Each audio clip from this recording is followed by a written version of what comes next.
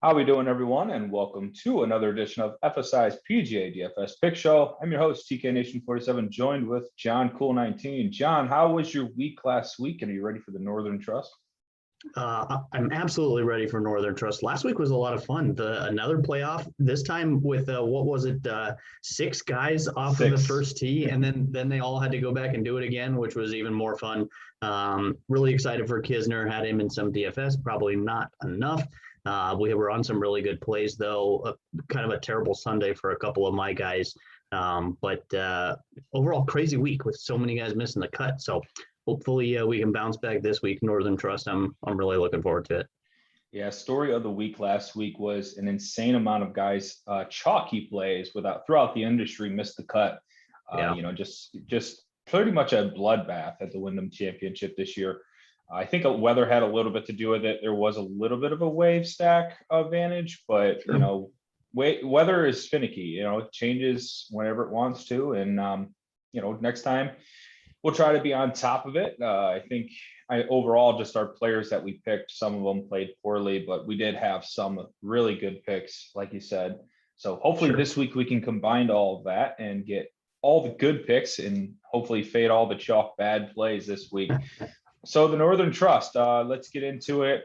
Liberty National Golf Club in Jersey City, New Jersey. Break it down for us a little bit. Tell us a little bit about the course.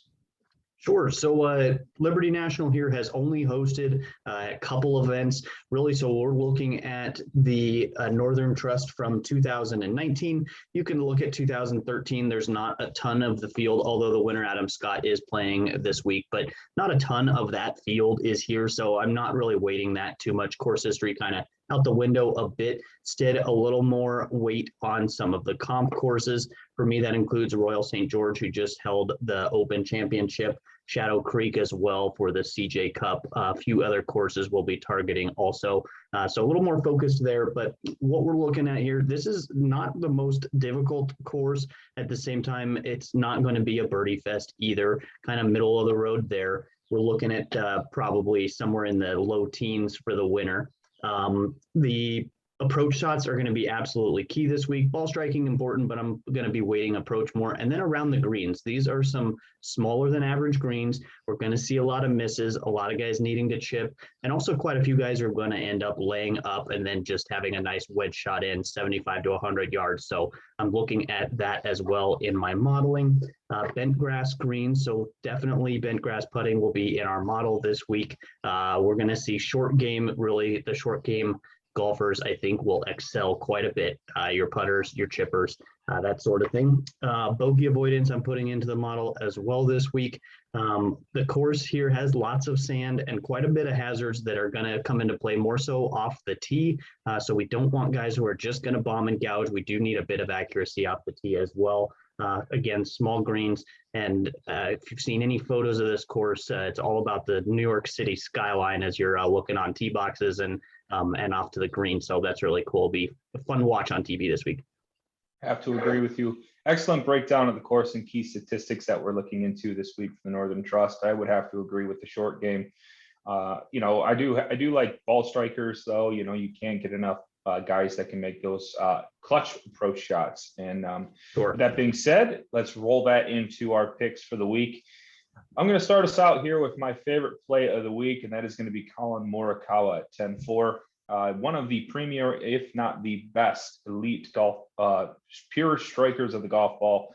COLLIN MORIKAWA coming off of the Open Championship win, a fair showing at the Olympics this year. COLLIN MORIKAWA rakes out first in tee to green in ball striking and strokes gained approach. He is, what more can be said? And we're going to get him at a little bit of a discount in price compared to some others in the field. We'll talk about one of them later, but I think with it being pretty hard to find guys in the back end this week, I think COLLIN MORIKAWA is going to be one of the higher owned plays here in the 10K range. If not, I'm looking forward to jumping on that and picking the most recent major winner. How about you? And who is your favorite? Sure. I love COLLIN MORIKAWA this week. He did get to play the event in 2019. He finished okay. He made the cut, but nothing special. But obviously, he's really grew into the player he is today over the last two seasons. So I like the Collin pick, but I'm going to go all the way to the top of the DraftKings pricing. Give me Jon Rahm here. I know 11.5 is very steep. You're not going to get to play him in cash, but I think he's a fantastic outright bet at the 8-1. I will be playing him in GPP lineups. He might even be a core play for me, just kind of depending on how the ownership works itself out over the next day or so. But the form for Jon Rahm is awesome. He does have just one missed cut and then a withdrawal in his last 10 events. But in those 10, he has 6 that were top 7 finishes. And really, you should be able to add a win to that as well when he had to withdraw from COVID after just smoking the field for a handful of days, but not getting to finish that event. He did win the U.S. Open, and he was 3rd at the Open Championship, again, comp course that I'm looking at. Morikawa won, Jon Rahm 3rd. So we're looking at 2 guys here right at the top that played very, very well just a couple weeks ago. Both of these golfers actually played well at the CJ Cup. Also, Jon Rahm finishing 17th back at the end, really swing season, if you will. At the Northern Trust here, Jon Rahm has 3rd in 2017. I know that was a different course. He did miss the cut in 2018, but then in 2019, he was 3rd place on this course. And then he was 6th place last year. He plays really well in these playoffs. I like that a lot. He comes in number 1 greens in regulation, 8th bogey avoidance. He's good around the greens, not great, but good enough for me. And he plays well out of the sand. So if he's got a miss here, I think a lot of guys are going to end up in the sand here quite a bit this week. So I'll take Jon Rahm up at the top, and we'll see about making him a core play based on ownership. Yeah, I think the guys at the 11K range are going to be pretty low owned just because of their price tags alone. You're going to have a lot of names that you're going to know and recognize in this field, and I think that's going to gravitate some of the weaker DFS players when they're trying to fulfill lineups, seeing multiple guys that they know in one lineup rather than just Jon Rahm. So I think his ownership in that regard will be lower just based on that. Moving on into some value plays this week. I'm going to start us off with Cam Smith at 8,500. One of the best short game players running right now. If you didn't see the video today, and I know it's just a video today, but there is multiple tournaments to back up this stance. He was chipping from off the green with one hand in the cup. He's 5th in this field in strokes gained short game and 6th in putting. He broke the record for, or tied it, I believe, with 1 putts in a round. I believe that was crazy. At the Olympics. Yeah. Or was that last week or the Olympics? I think this is just last week. It was last week. Yeah. He's just playing lights out right now. I think 40-1 is a really good number too. Could see Cam Smith winning this tournament. He's a birdie maker. He makes a ton of birdies for DraftKings purposes. If he's going to make this cut, and he makes this top 10, he's going to be one of the top 5 in DraftKings scoring. So I really like Cam Smith because of that. And next up, we have Johnny Vegas, 7,100, 100-1. This guy avoids a lot of bogeys. He hasn't had more than 10 bogeys in his last 3 tournaments. Johnny Vegas in some elite form. His price tag just seems to keep going down too. I think that has to do with the field size or the field strength this week. And most of the field strength being above the 7K range, but I think him right there at that cut line is 71, 7K range. I think it's perfect. 5th in he's really good off the tee. He does struggle a little bit around the greens, but his ball striking numbers have been really elite lately. Johnny Vegas, he was second. He gained 2 strokes on the approach at the Wyndham, 4.3 at 3M and 5 at the John Deere. Hasn't lost strokes since the Charles Schwab back in May. So Johnny Vegas, maybe he has a weak putting week, but he's definitely not going to have a weak tee to green and on the approach. So I really like him and his form. What are your thoughts on these 2 value plays and the next 2 from you? Yeah, Vegas, we've been on him quite a bit over the last month or 2. He's been hot. So I think earlier in the summer, it was all about Charlie Hoffman, and lately it's kind of been all about Johnny Vegas. I do like Cam Smith as well. I went a little bit different route on my value plays, though. For me, up high, Paul Casey. I don't know if you can find a much better value here in this event at 8,700. I like him a ton. He's made 9 out of his last 10 cuts. Of those 10, half of them, he was a top 10 finish in the event. He did finish 15th at the Open Championship. He was 5th in his last time out at the WGC St. Jude. He's an above average putter. He's been excellent around the greens. And then for him, his approach has been awesome. He's second in this field for approach from the last 36 rounds. He's been good off the tee. Really, for him, it's an all-around game. If he gets the putter going pretty well this weekend, I can absolutely see him top 5. I think he's a fantastic top 5 bet, even an outright winner here for Paul Casey.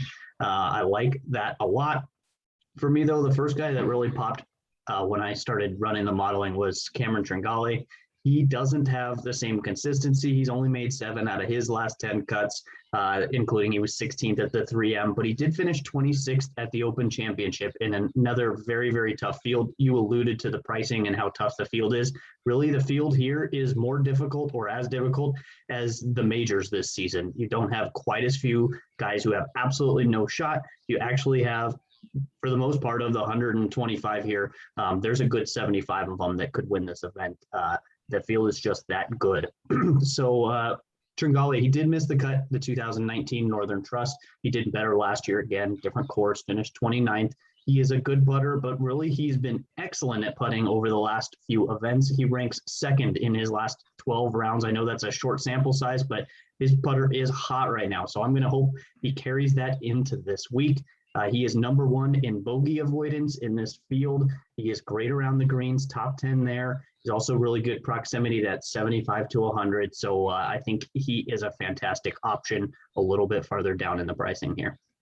Well done. I do believe Cameron Tringale is going to be a strong cash play this week, especially because of that short game and putting prowess.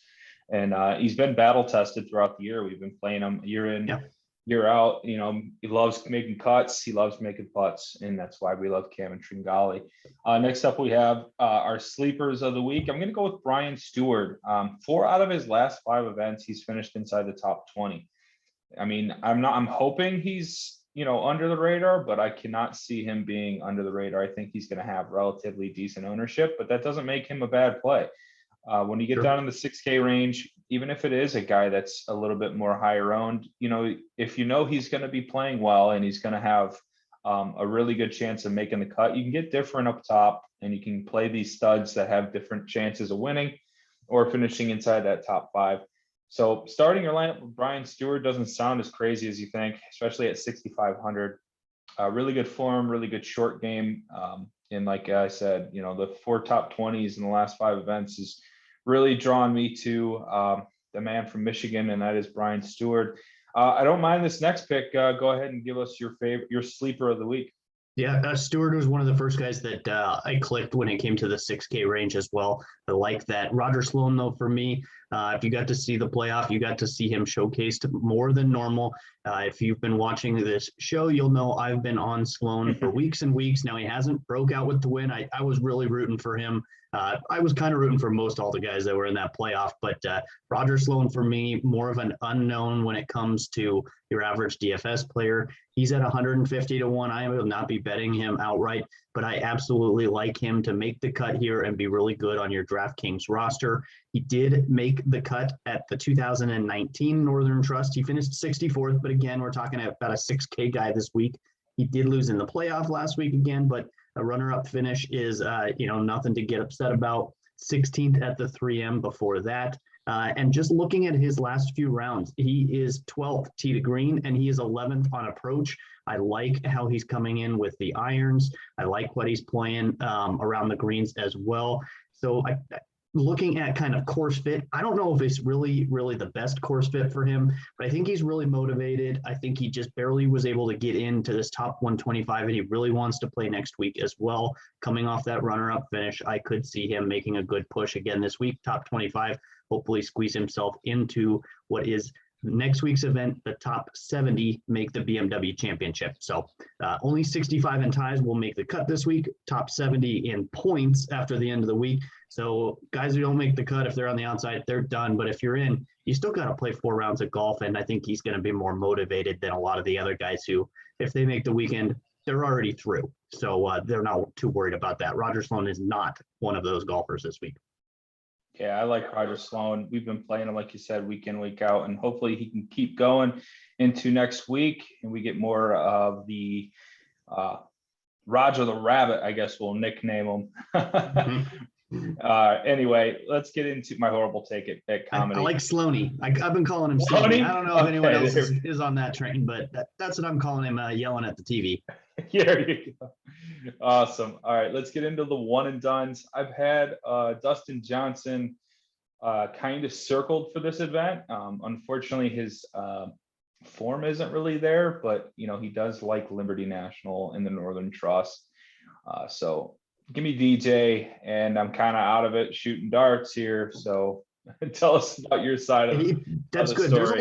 There's a lot of people in the pool that are above you in the pricing that don't have the likes of DJ or Bryson or any of these guys left. So you got to consider that as well. I'm going Bryson DeChambeau. I did kind of hold out on him. Looking at onto next week, I don't see myself wanting to play Bryson. Then we talked about this isn't just a bomb and gouge course. I understand that, but Bryson is world class. He is actually really, really good putter as well. I like Bryson DeChambeau. I don't know if I'll play a ton of him in DraftKings. It'll just kind of depend on how the ownership shakes out in that top area, because I kind of like all those guys. But for me, I had Bryson, Cantlay, Reed, and I was also looking at Kokrak this week. Shout out to Kokrak. I love the pick in DraftKings for Kokrak.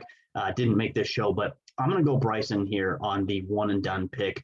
Hopefully squeeze myself a little bit extra dollars here before we get to the final event of the season and payouts. Yeah, absolutely. Rooting for you. You have the strong one and done chance this year. So good luck to you, and hopefully you can get even further with the Bryson win. So now I have to root for DeChambeau. You were hoping to not have to root for him, but always come on over to the dark side. With the back and forth him and Brooks and all this stuff, and then people wanting to talk about people are picking on Bryson or whatever. I think this could be kind of a statement week for him. He comes out and just crushes. It's not about overcoming. It's just a statement for him. So I think this is the type of course that it doesn't fit him to a T, but at the same time, he is one of the best golfers out there. If his drives are accurate, he could just light it up this week. Yeah, if he could scale it back and get in control of his self and his emotions, he might have a chance. I mean, he could have a chance anywhere when he does that. It's just if and when. Yeah. So don't mind it. All right, guys, that'll wrap things up for us here at the FSI team.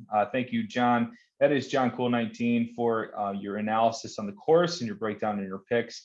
Thank you to all you that have listened. Please like and comment below, and we will have a very fun playoffs for the golf tournament, or golf tour, a PGA Tour, excuse me, as we wrap things up before football. So yeah, thank you again, and good luck. Sweet, good luck.